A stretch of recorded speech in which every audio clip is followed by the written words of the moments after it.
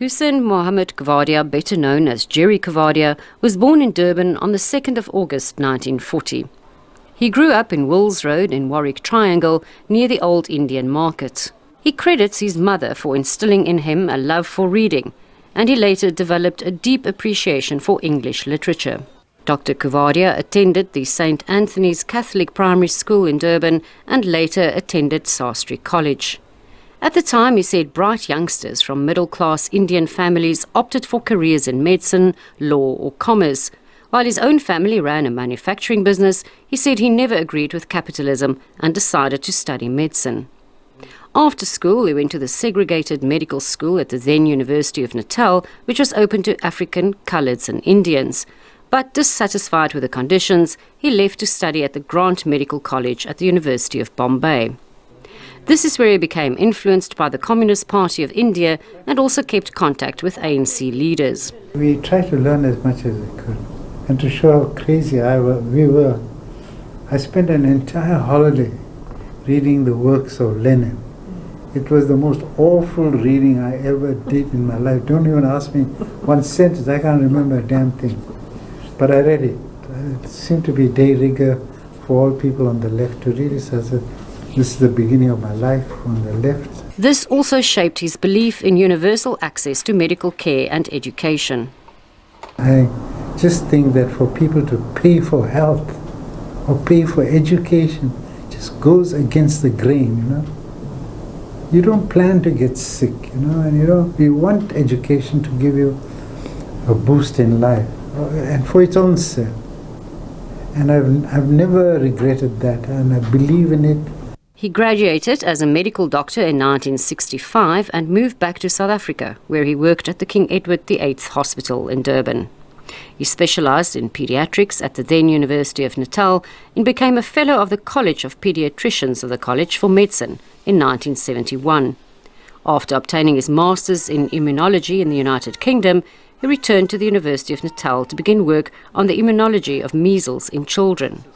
This research led to the award of a doctoral degree in medicine in 1978 and his appointment as principal pediatrician and senior lecturer. He made a substantial contribution to pediatric diseases such as nephrosis, malnutrition and immunity. On the political front, when the Natal Indian Congress was revived in the 1970s, Coovadia joined the Overport branch of the Congress and was later elected vice president. In 1989, apartheid security police bombed the front of his family's former house, but no one was hurt. Rodi told me one thing, Aronson. Nobody can withstand torture. Nobody. If they do, they get killed. As Steve Biko was killed. You know? So you live with that fear all your life at that time. So that when independence came, I don't think we got freedom yet, but when independence came in '94, the biggest relief was that this thing was off your shoulders, you know. They're not going to arrest you, they're not going to jail you, and not think that I was dead scared of solitary confinement.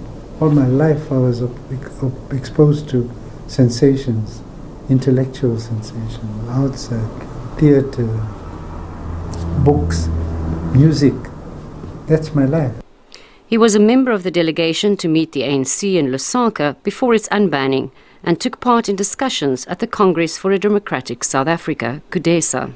He left politics and went back to medicine, where he concentrated on the work that he loved and neglected, research.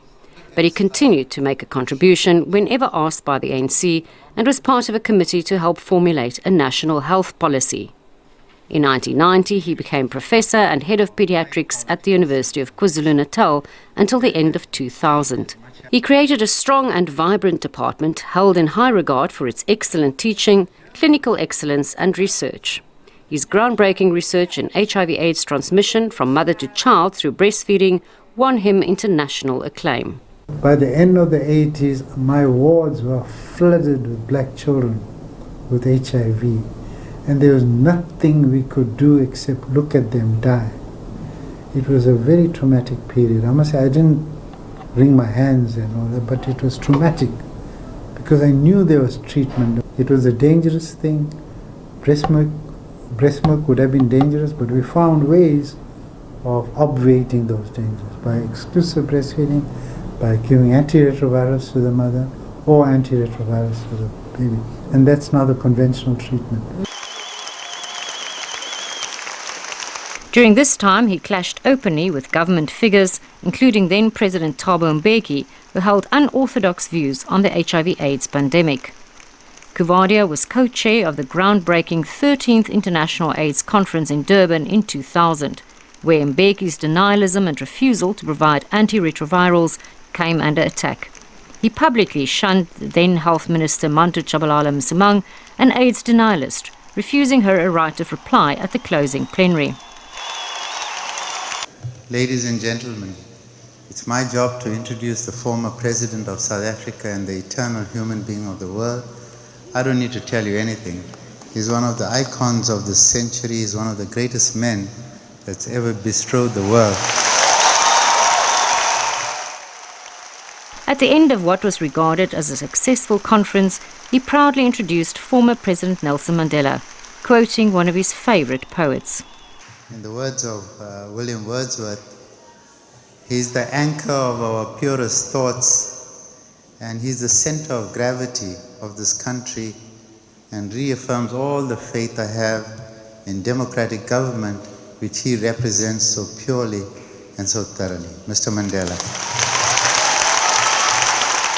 The conference established unequivocally the need for both prevention and antiretroviral treatment. Coovadia has always remained deeply touched by the support he received at the time.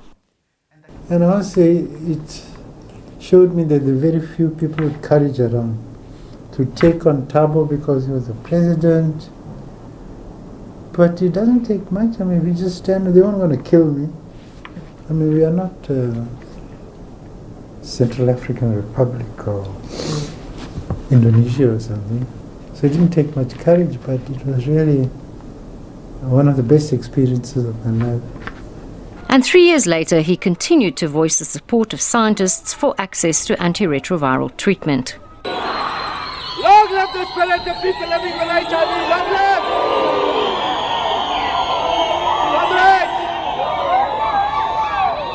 Comrades! Proud to work with scientists. We are even proud. If you want to know, does the conference support the use of antiretrovirals? The answer is yes once, yes 1,000 times, and yes 1,000,000 times. So you have the support of the conference for antiretroviral. Years later, he found himself having to oppose some in the ANC again, this time to demand accountability from elected public officials.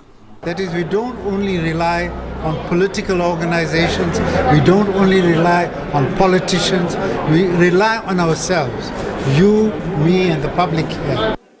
He was instrumental in setting up the non-political active citizens movement. And of course, as you know, in the past few years, we feel betrayed by the ANC. I feel personally betrayed by what they've done to a wonderful organization which more than 100 years, they've destroyed the heart of it. You know? But there were many good people in the Communist Party too. There are many good people in the ANC too. For heaven's sake, man. I mean, they really are. But the ones in power are just so drunk with the need to make money for themselves. Dr. Coovadia has authored and co-authored more than 300 articles in peer-reviewed journals, many of them leading international publications. He received numerous national and international awards, including honorary doctorates from a number of South African universities, a silver medal from the Medical Research Council for excellence in research, and a gold award from the Academy of Science of South Africa. In 1999, President Nelson Mandela honored him with a Star of South Africa for his contribution to democracy and health. He's survived by his wife and 2 children. Reneé Heine, SABC News, Durban.